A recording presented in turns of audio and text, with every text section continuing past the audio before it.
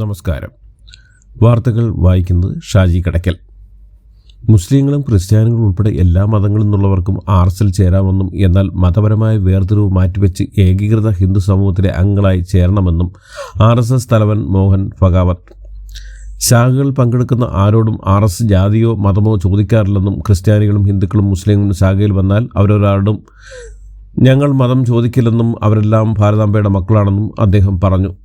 ഒരു രാഷ്ട്രീയ പാർട്ടിയും RSS പിന്തുണയ്ക്കുന്നില്ലെന്നും ദേശീയ താൽപര്യം അനുസരിച്ചുള്ള നയങ്ങളെയാണ് പിന്തുണയ്ക്കുന്നതെന്നും വോട്ട് രാഷ്ട്രീയത്തിലും തെരഞ്ഞെടുപ്പ് രാഷ്ട്രീയത്തിലും RSS പങ്കെടുക്കുന്നില്ലെന്നും സമൂഹത്തെ ഒന്നിപ്പിക്കുകയാണ് RSSന്റെ ലക്ഷ്യമെന്നും രാഷ്ട്രീയം സമൂഹത്തെ ഭിന്നിപ്പിക്കുന്നതാണെന്നും അതിലാണ് RSS രാഷ്ട്രീയത്തിൽ നിന്ന് വിട്ടുനിൽക്കുന്നതെന്നും മോഹൻ ഭഗവത് പറഞ്ഞു. ബാംഗ്ലൂരിൽ നടന്ന പ്രഭാഷണ പരമ്പരയിലാണ് മോഹൻ ഭഗവത് നയം വ്യക്തമാക്കിയത്.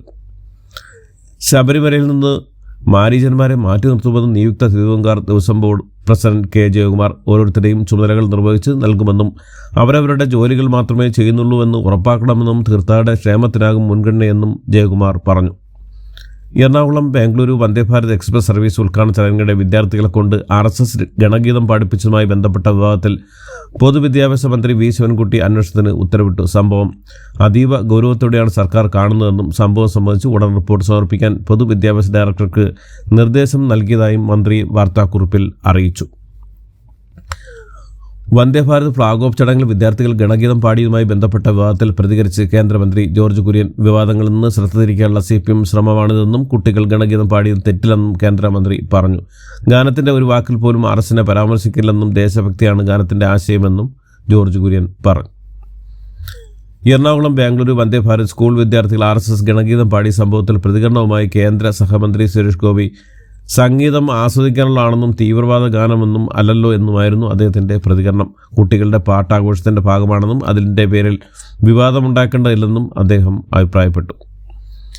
K. സുധാകരനെ KPCC അധ്യക്ഷ സ്ഥാനത്ത് നിന്ന് നീക്കിയതിൽ വിമർശനവുമായി ശിവഗിരി മഠാധിപതി സ്വാമി സച്ചിദാനന്ദ. K. സുധാകരൻ പങ്കെടുത്ത പരിപാടിയിലാണ് ശിവഗിരി മഠാധിപതിയുടെ വിമർശനം. ആരോഗ്യ പ്രശ്നങ്ങളുടെ പേരിലാണ് സുധാകരനെ അധ്യക്ഷ സ്ഥാനത്തു നിന്നും നീക്കിയത്. എന്നാൽ ദേശീയ അധ്യക്ഷനേക്കാൾ ആരോഗ്യം സുധാകരനുണ്ടെന്നും സ്വാമി സച്ചിദാനന്ദ വിമർശിച്ചു. തിരുവനന്തപുരം SIT ആശുപത്രിയിൽ പ്രസവത്തിനെത്തിയ യുവതി മരിച്ച സംഭവത്തിൽ ചികിത്സാ പിഴവ് ആരോപിച്ച് കുടുംബം. കരിക്കം സ്വദേശി ശിവപ്രിയയാണ് പ്രസവത്തിന് പിന്നാലെ മരിച്ചത്. അണുബാധയെ തുടർന്നായിരുന്നു മരണമെന്നാണ് ആരോപണം. ആരോഗ്യവതിയായി ആശുപത്രിയിലെത്തിയ ശിവപ്രിയയുടെ മരണത്തിന് കാരണം ആശുപത്രിയുടെ വീഴ്ചയാണെന്നും ആശുപത്രിയുടെ ഭാഗത്തുനിന്ന് അനാസ്ഥയാണ് ശിവപ്രിയക്കേറ്റ അണുബാധയ്ക്ക് കാരണമെന്നുമാണ് കുടുംബം ആരോപിക്കുന്നത്. അതേസമയം വീട്ടുകാർ നന്നായി രോഗിയെ ശ്രദ്ധിക്കാത്തതാണ് മരണകാരണമെന്നാണ് ഡോക്ടർമാർ പറയുന്നത്. മരണത്തിന് പിന്നാലെ മരിച്ച ശിവപ്രിയയുടെ 2 കുട്ടികളുമായി കുടുംബം ആശുപത്രിക്ക് മുന്നിൽ കുത്തിയിരിപ്പ് പ്രതിഷേധിച്ചു.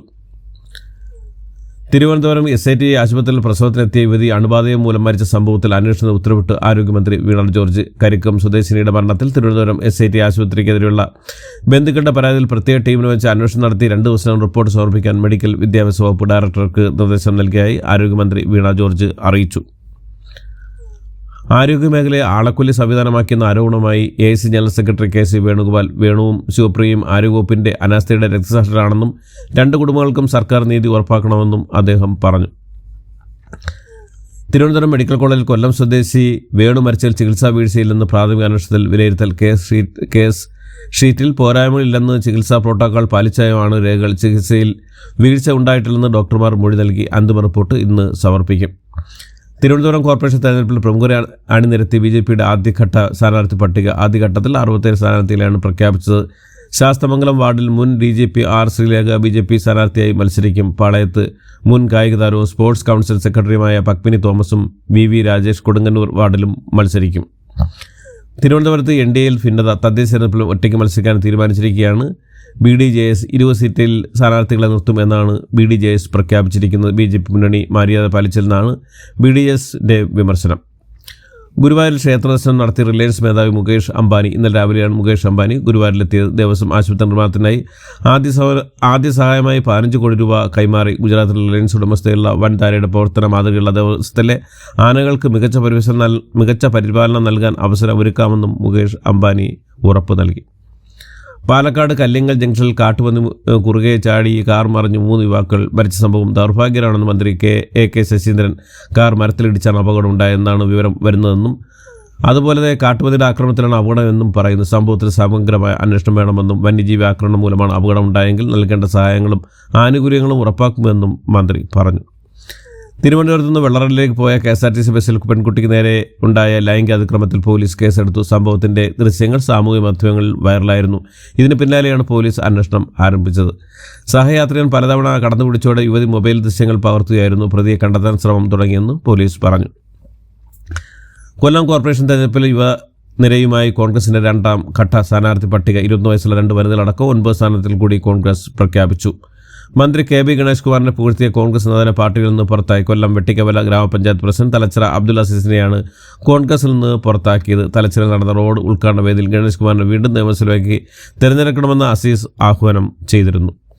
ആര് വാഴണമെന്നും വീഴണമെന്നും തീരുമാനിക്കൽ സഭയ്ക്ക് പങ്കുണ്ടെന്നും മതപരത്തനം ആരോപിച്ച് തങ്ങളെ പീഡിപ്പിക്കുന്ന ദൂരവ്യാപക പ്രത്യാഘാതങ്ങൾ നേരിടുമെന്നും തൃശൂർ അതിരൂപത ആർച്ച് ബിഷപ്പ് മാർ ആൻഡ്രൂസ് താഴത്ത്.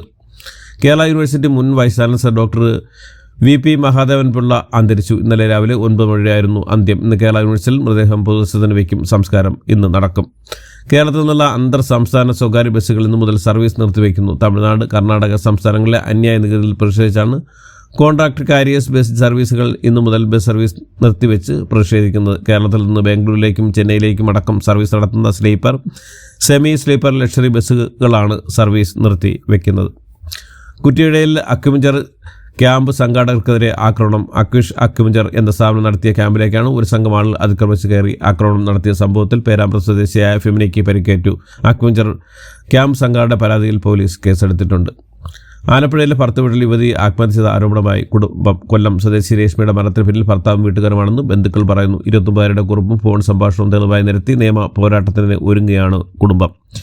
ഓൺലൈൻ ടാക്സി ഡ്രൈവർമാരെ പല സ്ഥലങ്ങളിലും പരമ്പരാഗത ടാക്സി ഡ്രൈവർമാർ തടയുന്നതിൽ രൂക്ഷമായി പ്രതികരിച്ച് ഗതാഗത മന്ത്രി KB ഗണേഷ് കുമാർ. ഗുണ്ടായിസ് നടത്തുന്നവരെ സർക്കാർ ശക്തമായി നേരിടുമെന്നും അക്രമികളുടെ ലൈസൻസ് റദ്ദാക്കുമെന്നും മന്ത്രി നമസ്തേ കേരളത്തിൽ പറഞ്ഞു. ഊബറും ഓലയും എല്ലാം സംസ്ഥാനത്ത് നിയമവിരുദ്ധമായി ഓടുന്നതെന്ന് മന്ത്രിയുടെ കഴിഞ്ഞ ദിവസത്തെ പ്രസ്താവന തർക്കങ്ങൾ കൂടുതൽ വഷളാക്കിയതിലും മന്ത്രി വ്യക്തത വരുത്തി. സർക്കാരിനെതിരായ വിമർശനം അഭിപ്രായ സ്വാതന്ത്ര്യം നിയന്ത്രിക്കാനുള്ള കാരണമല്ലെന്ന് ഹൈക്കോടതി. മുഖ്യമന്ത്രിയുടെ ദുരിതാശ്വാസ നിധിയിലേക്ക് സംഭാവന നൽകുന്നതെന്നും നേരിട്ട് നൽകുന്നതാണ് നല്ലതെന്നും പോസ്റ്റ് ചെയ്ത എറണാകുളം അയ്യമ്പള്ളി സ്വദേശി S മനുവിൻ്റെ പേരിൽ രജിസ്റ്റർ ചെയ്ത കേസ് റദ്ദാക്കിയാണ് ജസ്റ്റിസ് VG അരുണിൻ്റെ ഉത്തരവ്. ഭരണഘടനാ അഭിപ്രായ സ്വാതന്ത്ര്യം ഉറപ്പു നൽകുന്നതെന്നും ചിന്തിക്കാനും പ്രതികരിക്കാനുമുള്ള അവകാശം പ്രധാനമാണെന്നും വിധിയിൽ കോടതി വ്യക്തമാക്കി. ഇടുക്കി അടിമാലിയിൽ മണ്ണിടിച്ചിൽ വീട് നഷ്ടപ്പെട്ട സർക്കാർ കൈവിട്ടെന്ന് പരാതി.